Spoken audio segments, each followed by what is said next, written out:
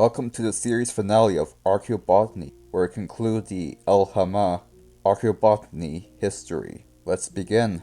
The early pre-pottery era, based on remnants of plant material found in the parts of the site dated to such an era, seem to suggest that the agriculture of EL-HEMMEH was dominated by wild and partly domesticated barley. There's also evidence of harvesting of immature grain, which would have maximized the amount of recovered grains per plant, although it would have come at the expense of an additional threshing step, which would cause the characteristic scar that happens from threshing. This has not been seen anywhere else in the Levant in Archeobotany, making this site a unique one-off in the history of agriculture. The strategies used to harvest barley in this area were probably a combination of sickle cutting similar to other Neolithic areas, in combination with other methods developed over time. On a side note, sickles have been found in various sites. For instance, the Neolithic society of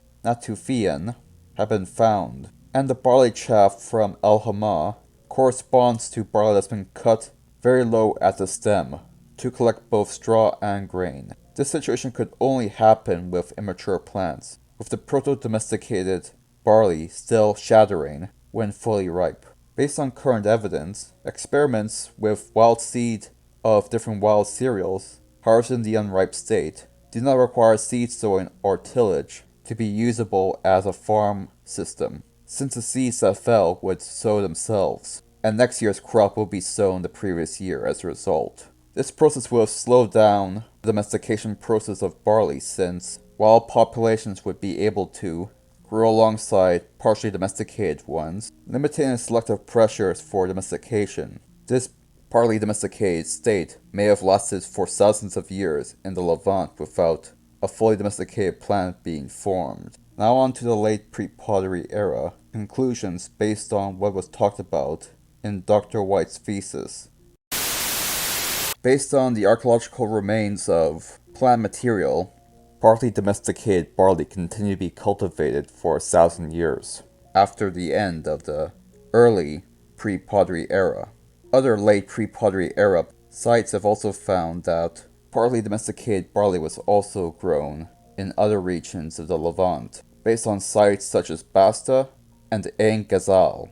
As such, it's likely the traditions of barley cultivation in that region could not start the full domestication process and only partially began it. This is despite the fact that many late pre-pottery sites were also referred to as megasites that may have contained hundreds or thousands of individuals, a population far greater than the early pre-pottery era.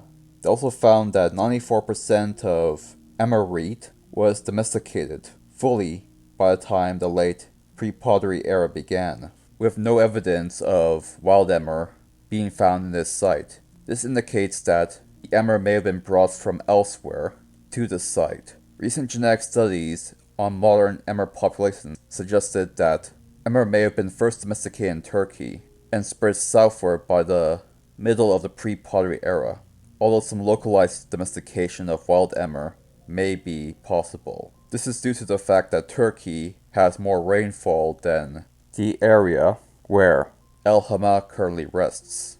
In addition, during the late pre-pottery era, the first evidence of sheep domestication appears in this time period, and there's evidence that this species came from the northern Levant, not the EL-HEMMEH area.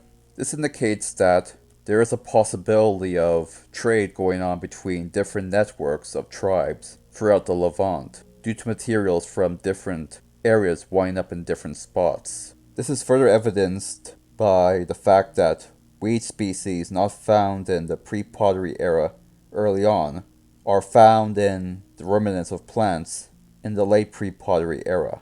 And since emmer wheat requires more water than barley does, and more water than can be naturally given by this area, suggests that some form of irrigation or water management was happening during that time period. Since in the pottery Neolithic period, check dams were found, this may indicate by the late pre-pottery era may have had some sort of proto-water management methodology Well, that concludes this series. Thank you for watching, and stay tuned for our next series on Ethnobotany.